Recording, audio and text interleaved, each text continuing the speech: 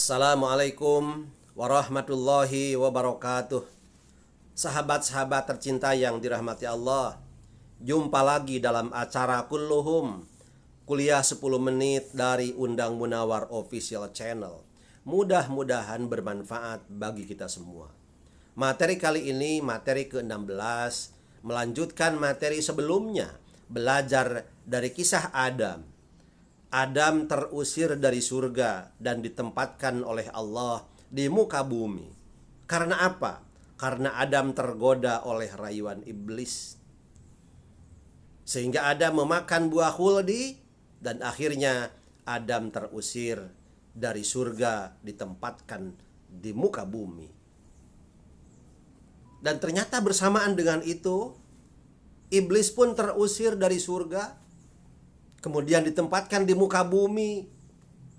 Dan iblis punya misi untuk mengganggu, untuk menggoda manusia. Setelah Allah Subhanahu wa ta'ala menyuruh iblis untuk sujud kepada Adam, ternyata iblis menolaknya. Kenapa iblis menolak?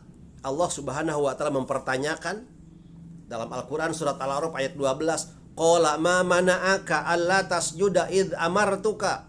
Qala ana khairum minhu khalaqtani min nari wa khalaqtahu min tin. Allah berfirman, apakah yang menghalangimu untuk bersujud kepada Adam di waktu aku menyuruhmu? Iblis menjawab, saya lebih baik daripadanya. Engkau ciptakan saya dari api, sedang dia atau Adam engkau ciptakan dari tanah.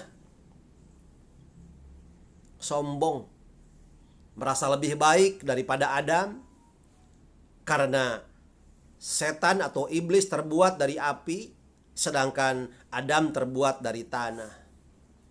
Akhirnya karena menolak untuk bersujud, dalam Al-Quran surat Al-A'raf ayat selanjutnya ayat 13, a'udzubillahi minasyaitonirrajim, qala bit minha fama yakunu laka an tatakabbaru fiha fakhruj innaka minas saghirin.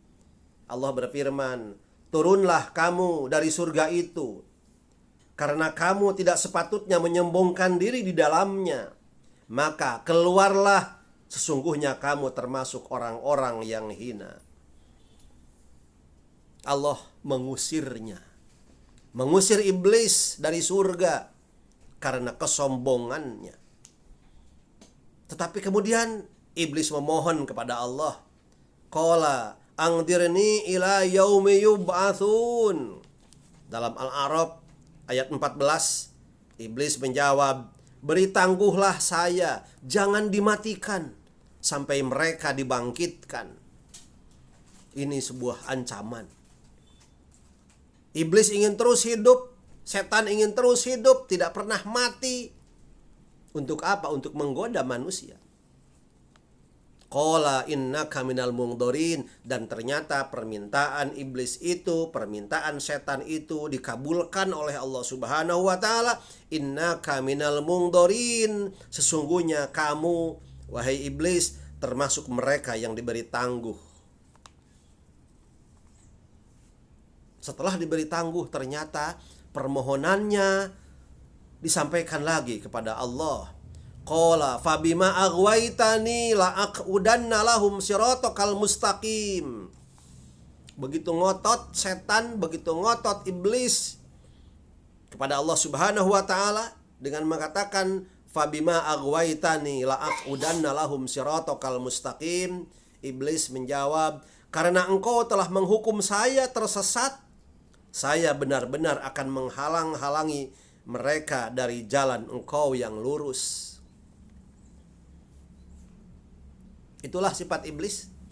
Bahkan setelah itu pun iblis masih memohon kepada Allah, masih mengancam kepada manusia. Tsumma la'atiyannahum min baini aydihim wa min khalfihim wa an aymanihim wa an syama'ilihim wa la tajidu aktsarahum syakirin.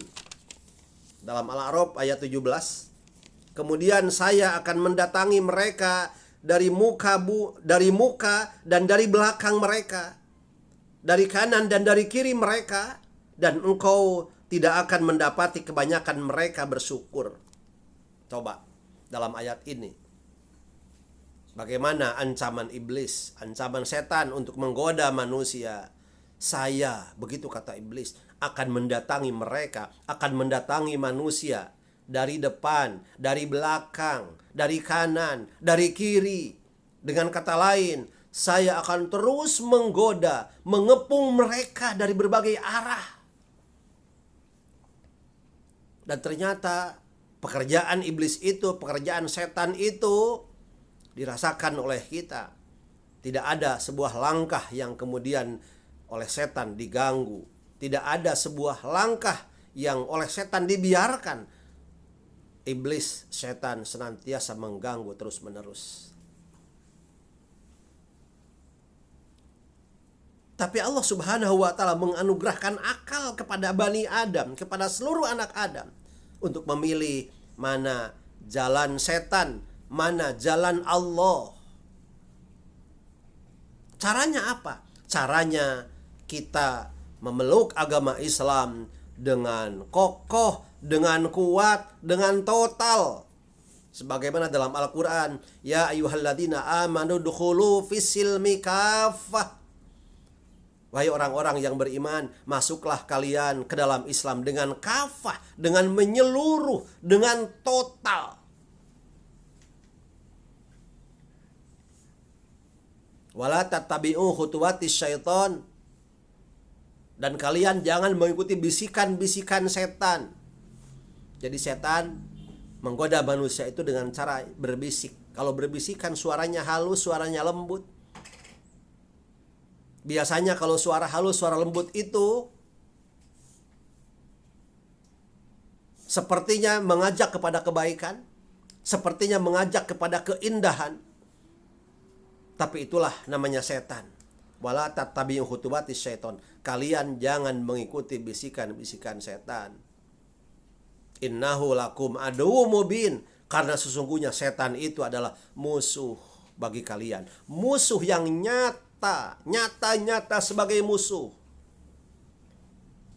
Oleh karena itu kehidupan manusia, kehidupan anak Adam seluruhnya selalu dihadapkan kepada dua pilihan.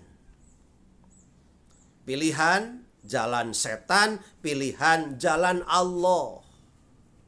Dan pertarungan untuk memilih dua pilihan itu begitu berat. Karena apa? Karena setan terus dari berbagai penjuru angin mengganggu kita, menggoda kita agar kita terjerumus ke jalan yang salah, ke jalan setan.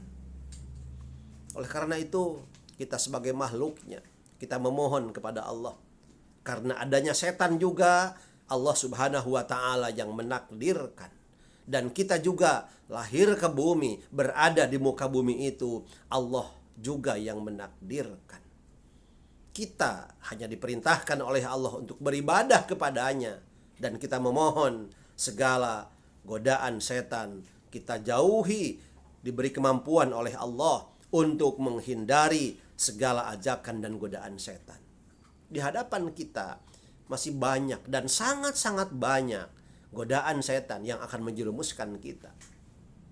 Kita memohon kepada Allah agar hati kita tetap dalam dinul Islam. Tsabbit qalbi ala dinik.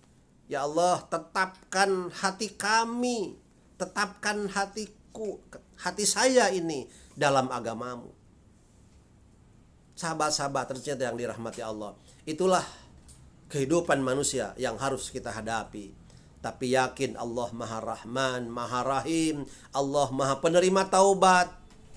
Maka ketika kita bersalah, kita ingat kepada Rahman Rahimnya.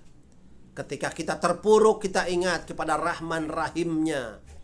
Ketika kita melakukan perbuatan dosa, kita ingat bahwa Allah Maha Penerima Taubat. Ya Allah, begitu banyak dosa kami ya Allah. Tidak terhitung dosa kami ya Allah. Setiap kesempatan selalu kami tergoda oleh setan. Setiap waktu selalu setan menggoda kami ya Allah. Beri kami kekuatan agar kami mampu menjauhi segala godaan setan. Dan terus kami melangkah pada jalan-Mu ya Allah. Demikian, mudah-mudahan ada manfaatnya. dan mohon maaf atas kekurangannya. Wabillahi taufiq wal hidayah. Wallahul muwafiq ila aqwamit thoriq. Wassalamualaikum warahmatullahi wabarakatuh.